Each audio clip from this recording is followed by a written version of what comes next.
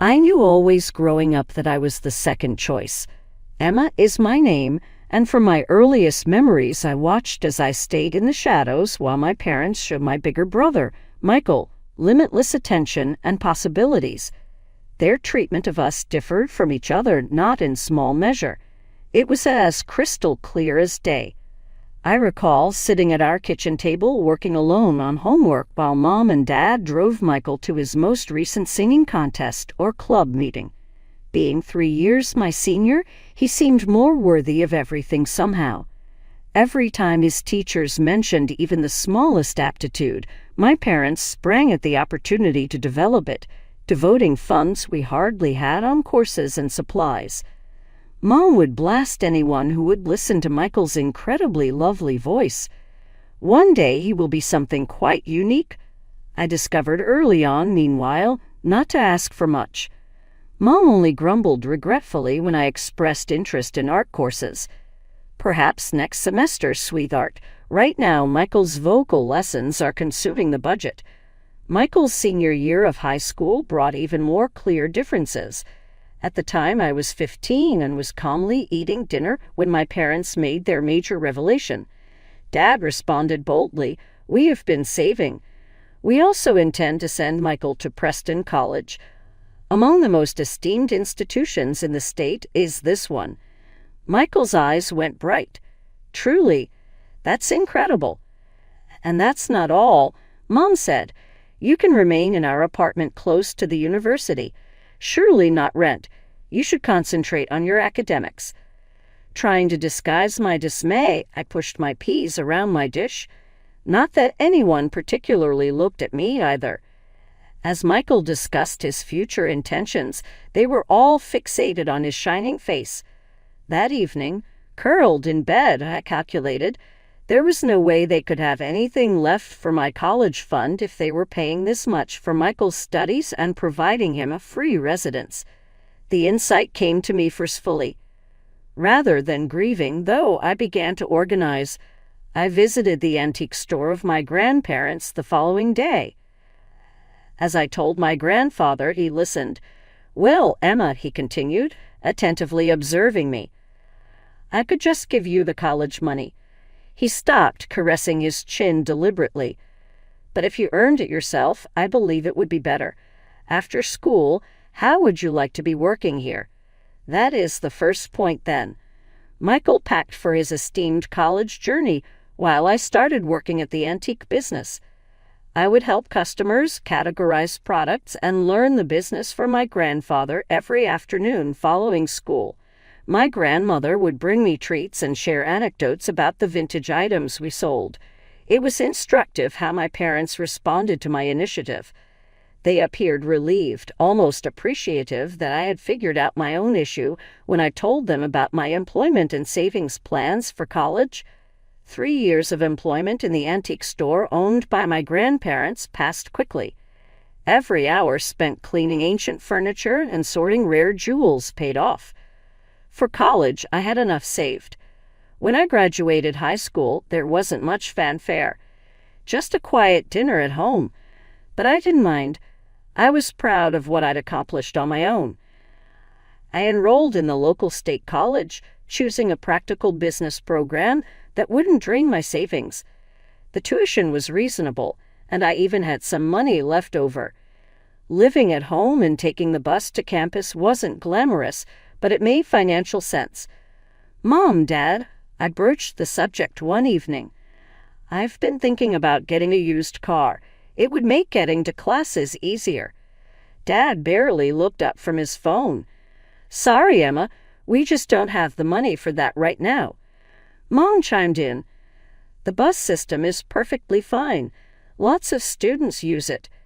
I bit my tongue, remembering how they'd helped Michael get his license and even contributed to his first car. But that was ancient history now. My first year of college passed quickly. Just as I was finishing my spring finals, our house erupted with excitement. Michael was graduating from Preston College. Mom and Dad threw him an elaborate celebration, inviting what felt like half the town. Our house was packed with relatives, friends, and neighbors, all there to celebrate my brother's achievement. I was arranging appetizers in the kitchen when Michael made his grand entrance with a pretty blonde woman on his arm. Sarah, his college girlfriend. They were beaming as they walked into the room hand in hand. "Everyone," Michael announced, commanding immediate attention. "Sarah and I have some exciting news. We're engaged." The room exploded with cheers and congratulations. Mom burst into tears of joy. Dad clapped Michael on the back so hard I thought he might fall over. "But wait, there's more," Sarah added, her voice sweet as honey. "After the wedding, we'll be moving to Connecticut. My parents own a successful business there, and they want us to take it over." Mom's tears turned into full-on sobbing. "My baby boy, a successful businessman, that's my son," Dad proclaimed proudly. "Always knew you were destined for great things." I stood in the corner, watching the scene unfold. Nobody seemed to notice that I had just finished my freshman year with a 4.0 GPA. Nobody noticed that I had been working part-time at a local cafe while maintaining my studies. But I was used to it by now. The wedding preparations consumed the next year while I focused on my studies.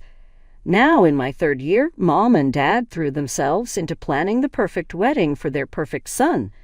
They took out a substantial loan to cover everything: the venue, the catering, the flowers, the band. Nothing was too good for Michael and Sarah. The wedding itself was exactly what you'd expect: extravagant, emotional, and all about Michael. I stood in my bridesmaid dress, which I had to pay for myself, watching my parents beam with pride as they danced with the happy couple. They'd spared no expense, even though I knew they'd be paying off the loan for years to come. After Michael and Sarah left for Connecticut, I stood in my cramped bedroom at my parents' house, staring at my textbooks. An idea struck me. The apartment where Michael had lived during college was now empty.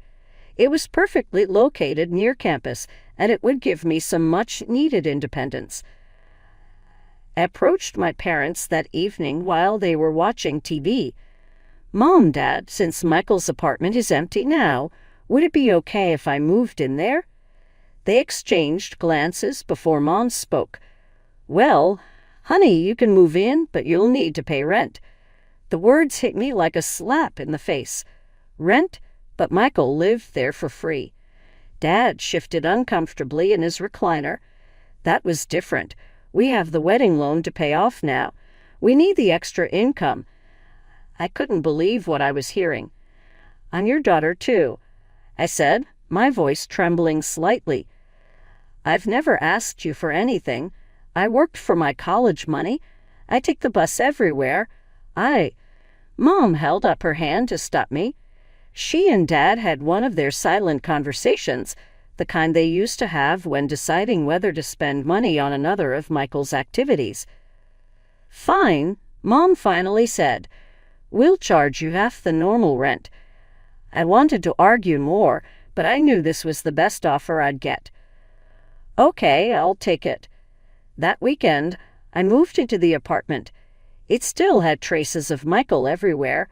Holes in the walls from his college posters, water rings on the coffee table from his late-night study sessions.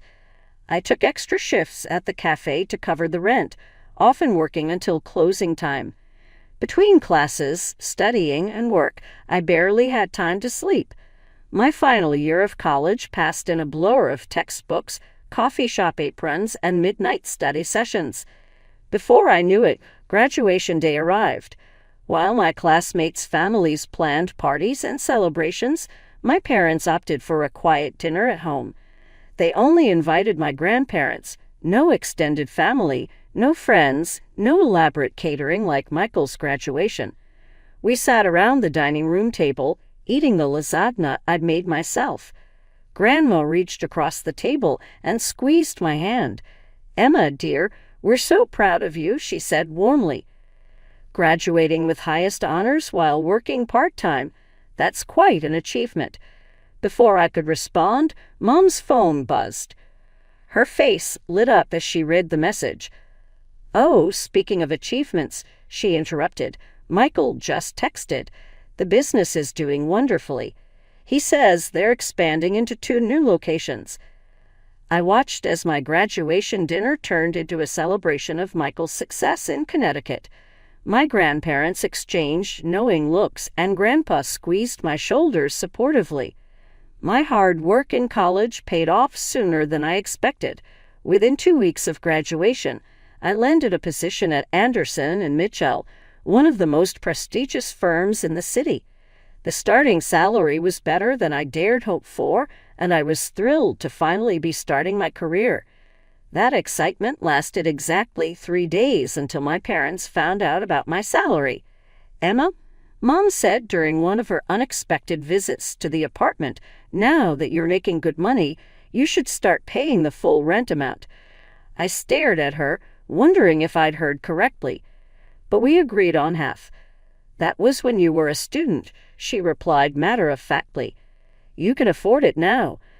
I wanted to point out that Michael had lived here for free, even after getting a job, but I'd learned that comparing myself to my brother was pointless. The apartment's location was perfect, just a 10-minute walk from my office, so I reluctantly agreed. Life fell into a routine. I threw myself into my work, determined to prove my worth at the company. Every month, like clockwork, Mom would call. "Emma, dear, just reminding you about the rent. It's due on Friday. We're counting on that money."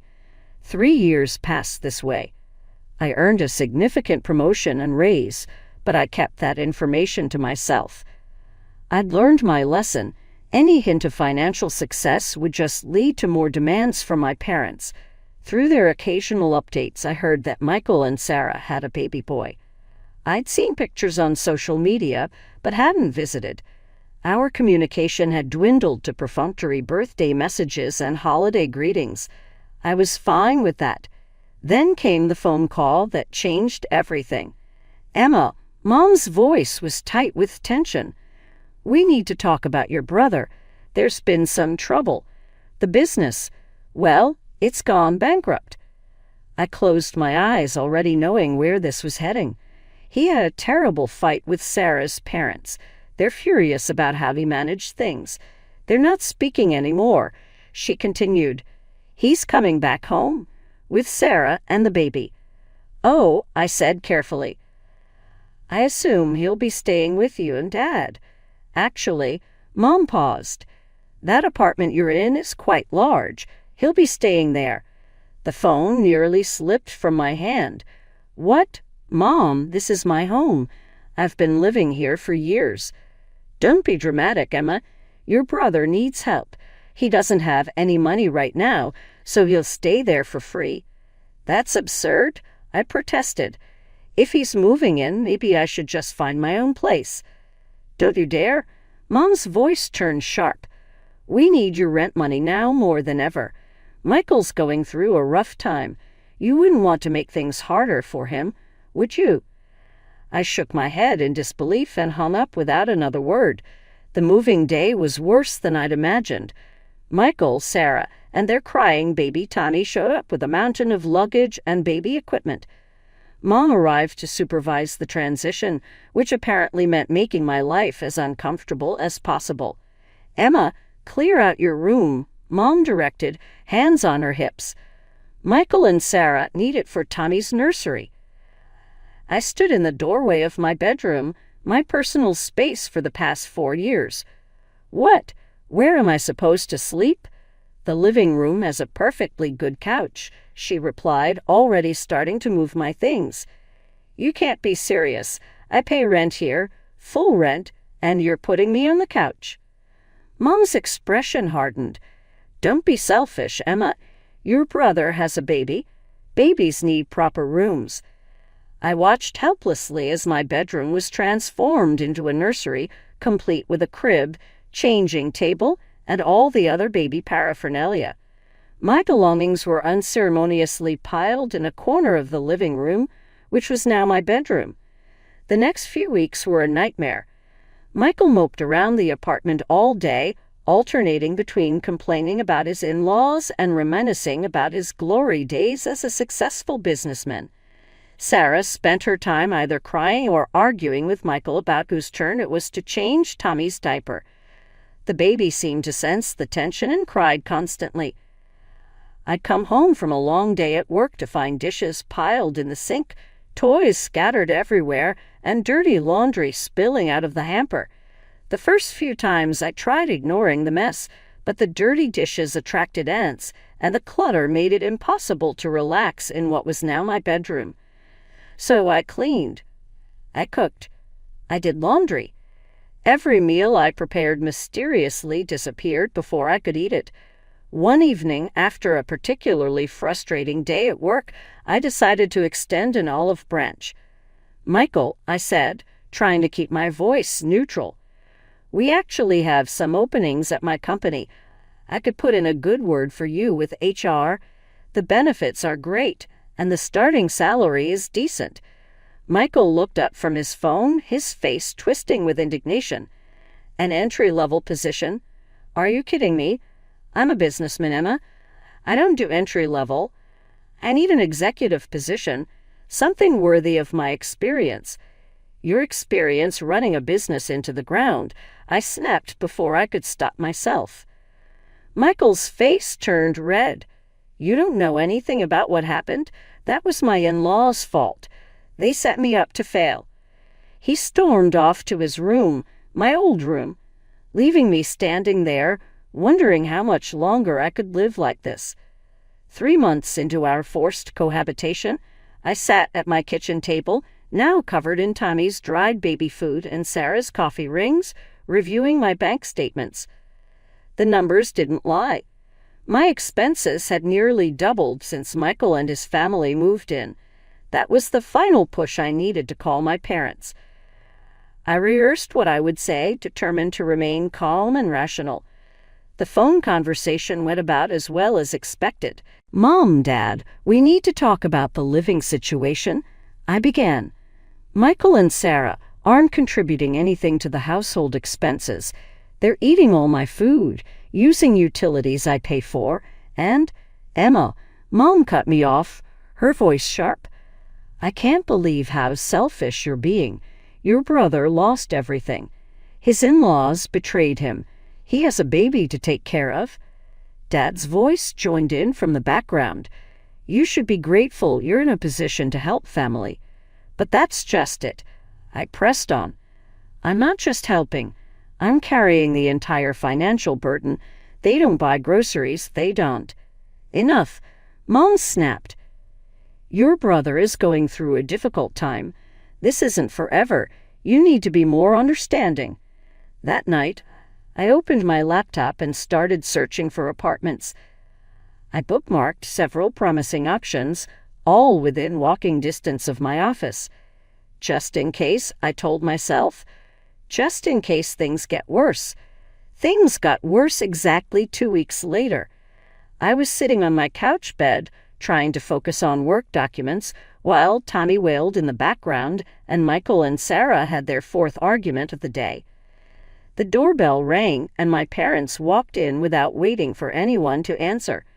Mom had that look on her face, the one she used to get right before announcing Michael had been enrolled in another expensive program.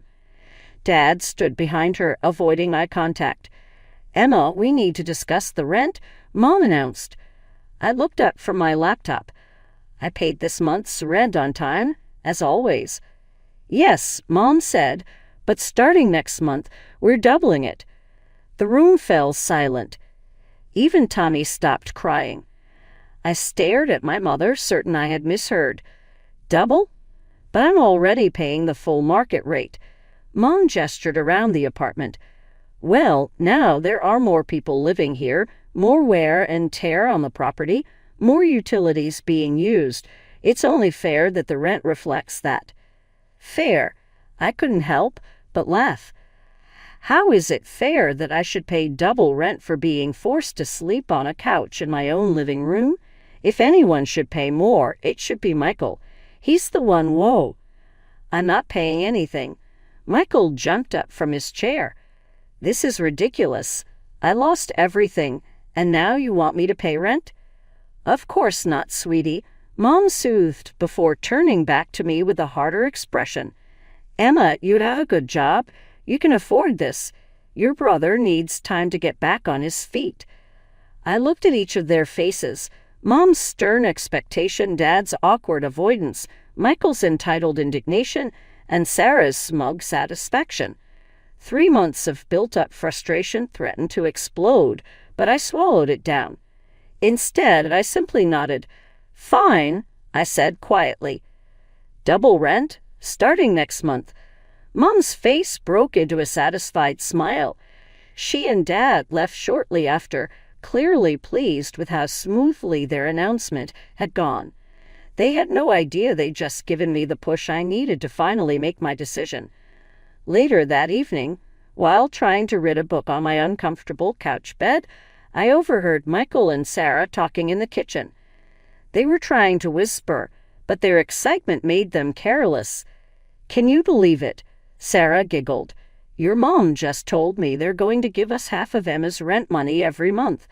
Michael's smug reply made my blood boil. Of course they are. They understand we need help right now. Emma makes plenty of money. She can support us for a while.